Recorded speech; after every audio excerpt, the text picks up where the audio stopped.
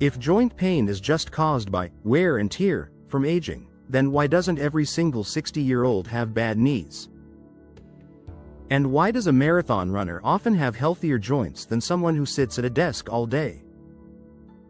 I know that line of thinking has terrorized millions. The doctor shrugs, hands you a prescription, and says, "It's just age." You leave feeling like your body is a used appliance, destined to fail. That's terrifying.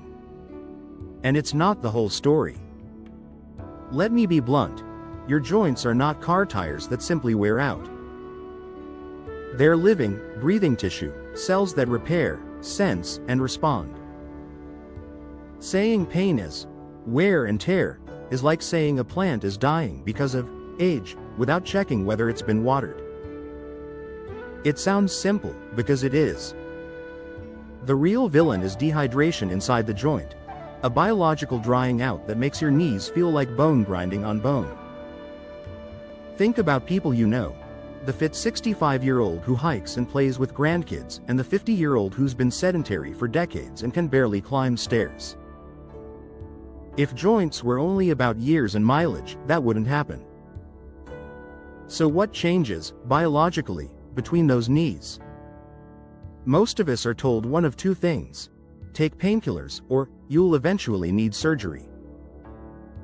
Both are sometimes necessary, but both ignore the underlying reason you're actually feeling that grinding, stabbing, or stiff first thing in the morning pain. The truth? Your joint's internal environment, the fluid, the cushion, the lube, has changed. It's drier, thinner, and less able to protect the smooth cartilage that covers the bone ends. Imagine a sponge. When it's full of water, it's soft, springy, and forgiving. When it dries out, it's hard, crumbly, and brittle, and when you press two dry sponges together you feel rough friction. Your joint works the same way, except instead of just water your joints rely on a special, watery gel that acts like biological WD-40. When that gel thins, the smooth glide is gone. Here's the hopeful part. Dehydration is not irreversible. Unlike mechanical destruction, which often is permanent, biological dehydration can be changed.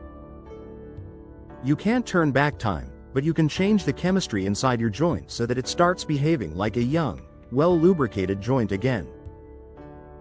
That's where the science really gets interesting, and why telling you it's just old age is a dead end. I once worked with a teacher in her late 50s who'd been told to learn to live with it. She avoided stairs and had stopped gardening. Her knees hurt every time she kneeled. After a focused protocol, we'll get into that later, she reported the first pain-free gardening session in 5 years. She didn't get magic, she got the joint's chemistry back to where it could protect itself again. So over the next few minutes, I want to flip the script on wear and tear. I'll show you the real internal mechanics, the gel, the molecule that holds water like a sponge, and the biological processes that thin that gel as we age. Most importantly, I'll give you a realistic, science-based path to start rehydrating your joints, not to replace them, but to restore their natural cushion. If you've been told surgery is your only option, or you're sick of temporary fixes, keep watching. This isn't hype. It's biology you can influence. Next, we'll break down the tiny molecule that acts like your body's WD-40, and why keeping it thick is the single most important thing for painless movement. Quick reminder. You're not failing because you're old. Your joints are simply asking for better chemistry, hydration, and support. And that's both fixable and durable when you use the right strategies. Ready for the science? Let's go. Alright, now that we've busted the wear and tear myth, let's zoom in and meet the real star of this show. The slippery, gelatinous fluid inside your joint called synovial fluid, and the superstar molecule inside it, hyaluronan, also called hyaluronic acid. This is your body's biological WD-40. Once you understand how it works, the rest of what happens to your knees starts to make a lot more sense, and it becomes clear what we can do about it. Picture a simple scene. Two bones meet in your knee. Each bone end is capped with a smooth layer of cartilage. Think of it as polished porcelain. Between those cartilages is a tiny joint space filled with synovial fluid. That fluid looks and behaves a bit like thick egg white, not watery, but viscous and elastic. It's not accidental. That consistency is what lets the joint both glide and absorb shock. Inside that gel lives hyaluronan, a very long, repeating sugar chain, a glycosaminoglycan, made of units that attract and hold huge amounts of water. Imagine one extremely long strand that behaves like a molecular sponge. Many of those strands tangle together to form a web, and that web is what gives synovial fluid its thickness, its springiness, and its ability to resist being squeezed flat under load. Scientists call synovial fluid viscoelastic. That's a fancy way to say it behaves like both a liquid and a soft solid. Think of warm gelatin. Poke it slowly and it holds shape, push it fast and it flows.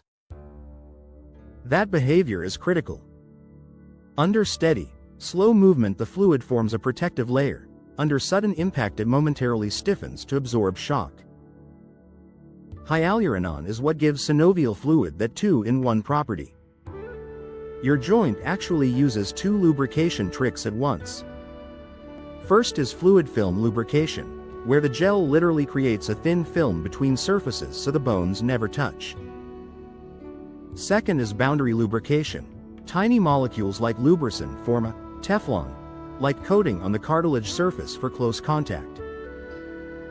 Hyaluronan contributes to both. It helps sustain the film and teams up with lubricant and cartilage molecules to reduce friction at the surface. There's another clever trick. Cartilage itself is like a sponge filled with proteoglycans, a grechin, attached to hyaluronan. When you load a joint, like stepping down, water is pressed into the cartilage and the pressurized fluid carries much of the load. This means cartilage itself doesn't have to take all the stress. But for this to work, the synovial fluid and the hyaluronan network must be healthy, able to hold water and release it back during unloading so the cartilage can recover. Not all hyaluronan is created equal. It's not just how much you have, it's the molecular weight and how entangled those chains are. High molecular weight hyaluronan forms stronger, more elastic networks that resist compression and shear. Low molecular weight fragments are less effective and can even stimulate inflammation. So healthy joints tend to have long, intact hyaluronan chains that behave like robust molecular sponges. Who makes this stuff? The synovial membrane, a thin lining inside your joint, contains specialized cells called synoviocytes. They manufacture hyaluronan and secrete it into the joint space. There's ongoing turnover, synthesis, use, and breakdown. When production and breakdown are balanced, your joint stays lubricated and happy. When that balance shifts, the gel becomes thinner and less protective. Practically speaking, when hyaluronan is abundant and intact you feel smoothness, stairs, squats, standing from a chair become fluid. When the network is weak, the joint slides less easily, cartilage dehydrates, and you experience stiffness, creaking, or that grinding, bone-on-bone, sensation. That texture change is the body telling you the lubrication system has lost its edge. A quick demonstration. Slide two wet glass slides together, they glide. Dry the slides and press them, there's scratchy resistance. That's not magic. It's lubrication physics at work, the same physics your synovial fluid provides inside the knee. Here's the hopeful part again. Hyaluronan production is a biological process, not a one-time mechanical loss. The cells that make it can be stimulated, and the joint environment can be shifted back toward a more hydrated, high molecular weight state. That's why addressing the fluid, not only the cartilage, opens doors to meaningful improvement. Now, there are things that cut hyaluronan down: enzymes, oxidative stress, and chronic inflammation, and we'll dive into those villains next. But before we do, Remember two key takeaways. Synovial fluid is not passive. Hyaluronan is the molecular sponge that holds water and creates glide. And, critically, this system is biological and changeable. So when someone says, "Your knees are worn out," you can now picture what they really mean. The joint's lubrication system is compromised. But unlike a worn-out tire, this is not inevitably permanent. Up next, we'll meet the biological villains that thin your WD-40, and then I'll show you how to rehydrate the joint from the inside out. Stick around. Now that you know the lubricant, hyaluronan, let's meet the villains that shred it. I call this process rusting, because it's not mechanical wear so much as a slow chemical and biological breakdown inside the joint. It's quiet, invisible, and hugely impactful. If you could see it, you'd watch long hyaluronan chains get cut into short, ineffective pieces, and those fragments actually make things worse. First up, enzymes called hyaluronidases. Think of them as molecular scissors. They're naturally present in the body and have roles in normal turnover. But with aging, chronic inflammation, or oxidative stress, hyaluronidase activity increases. When these scissors are overactive, they chop up long hyaluronan strands into short fragments that no longer trap water effectively. The result is synovial fluid that becomes thin and watery, the perfect recipe for friction. Here's the twist. Short hyaluronan fragments are not inert. They can act like an alarm signal to your immune system. These fragments interact with receptors on joint cells. Think toll-like receptors, telling the body, danger, and prompting the release of inflammatory cytokines like IL-1 and TNF-alpha. That inflammation invites additional catabolic enzymes, a vicious cycle. More enzyme activity, right pointing arrow, more breakdown, right pointing arrow, more inflammation. Oxidative stress, think of it like molecular rust, also attacks hyaluronan and cartilage. Free radicals from poor sleep, processed foods, smoking, or metabolic stress, like high blood sugar, damage the HA network and cartilage matrix, making them more fragile. Add micro-injuries from repetitive strain, and the joint environment shifts from protective to destructive.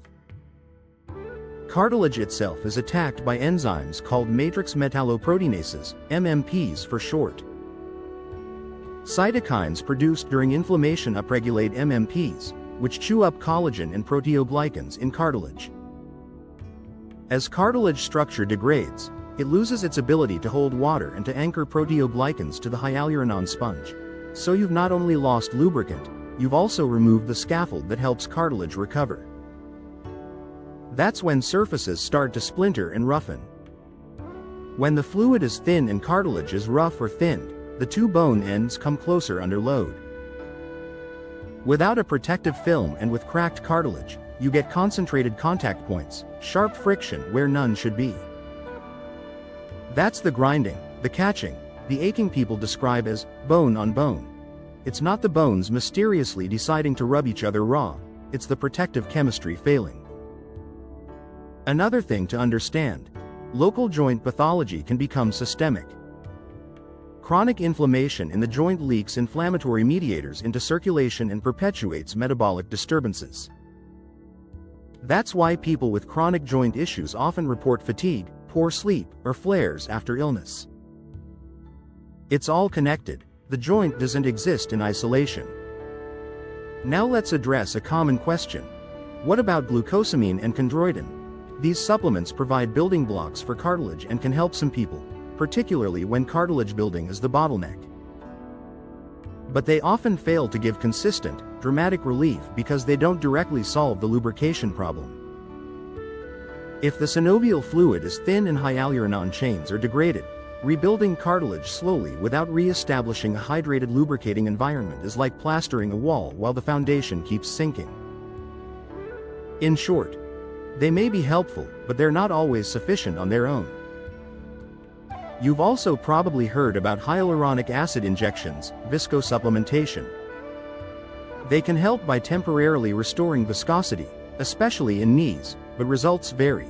partly because injected HA doesn't always integrate into the synovial network the way endogenously produced, high molecular weight HA does. Plus, the underlying inflammation and catabolic environment may still be active, so injections can be a helpful bridge but not always a durable solution by themselves. The important takeaway: the villains, hyaluronidase, oxidative stress, inflammatory cytokines, and destructive MMPs, are biological processes. They aren't mystical inevitabilities. They respond to targeted strategies, reduce the inflammatory signals, protect against oxidative damage, and, crucially, give synoviocytes the right building blocks and signals to produce long, high molecular weight hyaluronan again. That's the doorway back to a lubricated, pain-free joint. Next we'll talk about how to rehydrate the joint from the inside, not with band-aids or empty promises, but by rearming the synovial tissue to rebuild the gel that protects your movement. There's more than one tool in the toolbox, and some approaches directly stimulate the joint to produce better quality hyaluronan. That's where hope becomes practical action. Alright, now we get to the part everyone wants. How do we actually put the oil back in the engine? The answer is not a single magic shot, it's a focused, biology-first protocol that protects the joint, calms the villains we just met, and gives the synovial cells what they need to rebuild long, water-holding hyaluronan chains. I call this the re-hydration protocol, and yes, it works by changing chemistry, not by promising a miracle. The protocol has 3 pillars. 1. Protect and quiet the inflammatory, oxidative environment. 2. Supply targeted building blocks and signaling molecules to synoviocytes. And 3. Support mechanics, gentle motion and load patterns that help the gel redistribute. When combined, these steps shift the joint from a catabolic, dry state to an anabolic, hydrated one. First, shut down the biochemical scissors and rust. That means reducing systemic inflammation and oxidative stress. Practically, that looks like cleaning up excess sugars and processed seed oils, improving sleep, and adding antioxidants that protect hyaluronan from free radical attack. In the lab, less oxidative pressure means less random fragmentation of those long hyaluronan strands, so your joint keeps the molecular sponge intact longer. Second, give the synovial cells the precise building blocks and signals they need to make long, high molecular weight hyaluronan. Your body needs raw materials, sugar building blocks, certain amino acids, and cofactors, plus extracellular cues that tell synoviocytes to upregulate hyaluronan synthase enzymes. That's where targeted nutraceuticals come in. Carefully formulated ingredients can arrive at the synovial membrane and encourage it to produce thicker, more elastic HA. Which brings me to the clinical protocol I've been using with patients: joint genesis.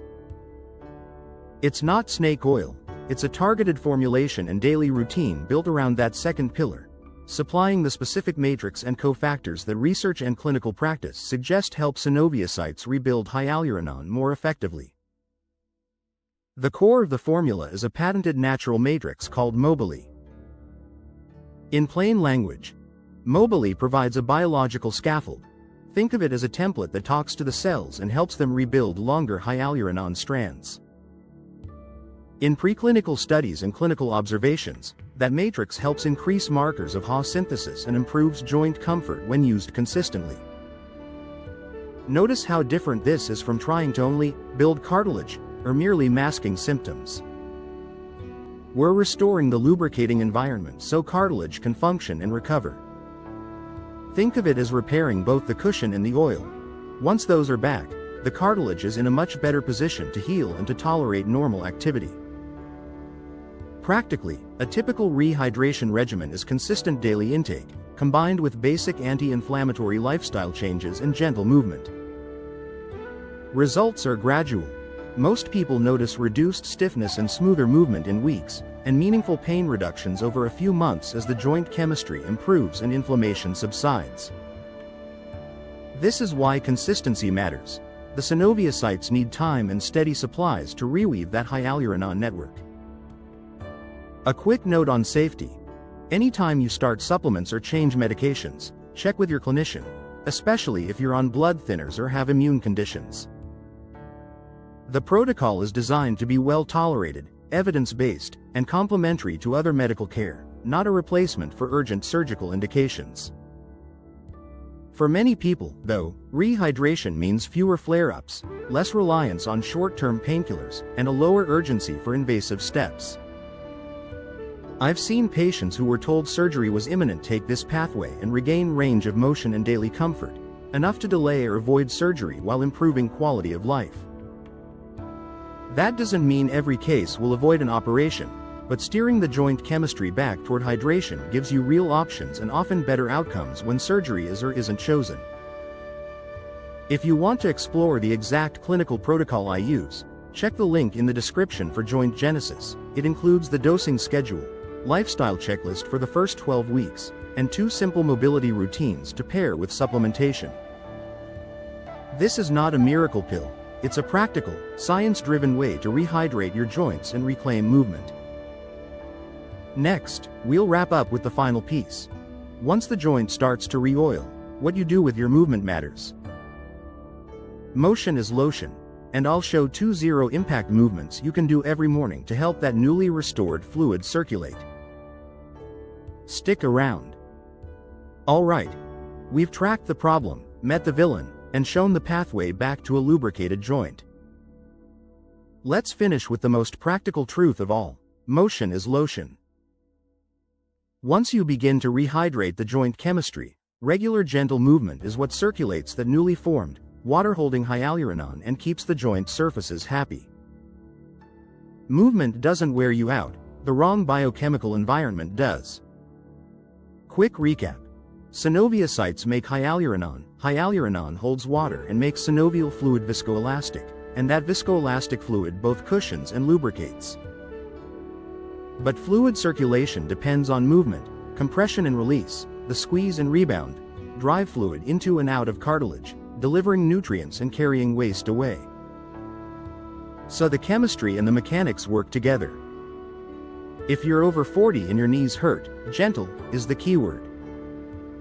We're not talking high-impact pounding, we're talking controlled, low-load movements that create rhythmic pressure changes in the joint.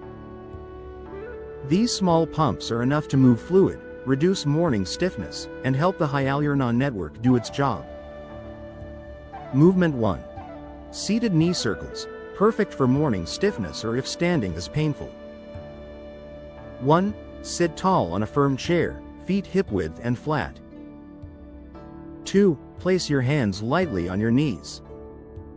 3. Keep your feet and hips steady and gently draw a circle with the knees, 10 slow circles clockwise, then 10 counterclockwise. 4. Keep the motion smooth, breathe out as you move. This is a hydrodynamic pump for the knee. It helps the synovial fluid redistribute without loading the joint heavily. Movement 2. Supine hip glides, lying knee rock, zero impact, great for hips and glutes. 1. Lie on your back with knees bent and feet flat. 2. Arms relaxed by your sides. 3. Slowly let both knees fall together to the right as far as comfortable, then return to center and drop them to the left. 4. Do 10 controlled repetitions each side, 20 total, keeping the movement gentle and pain-free. This motion gently mobilizes the hip sockets and helps synovial fluid circulate in the hip and low back region. Do these 2 moves every morning as part of a 5-minute routine. If they feel good, add a second set later in the day, or progress by increasing range or adding slow seated heel slides. Heel slide. Slowly extend one leg along the floor, then return, for additional knee mobility. The point is consistency. Small daily pumps beat occasional marathon sessions. Remember, movement is the mechanical partner to the biochemical work. When you combine daily mobility with a targeted rehydration approach, like the protocol I shared earlier, you're giving your joints both the building blocks and the pump action they need to reharden their natural cushion and reduce painful friction. If you want the exact clinical protocol I use, including the evidence-backed matrix Mobilee inside the formula, check the link in the description for Joint Genesis. You won't always notice everything change overnight, but many people report mornings getting easier, less creak during daily tasks, and more confidence moving without bracing for pain. The goal is durable improvement, fewer flare-ups, less reliance on pain meds, and a better quality of life. It's about getting options back, not selling a fantasy.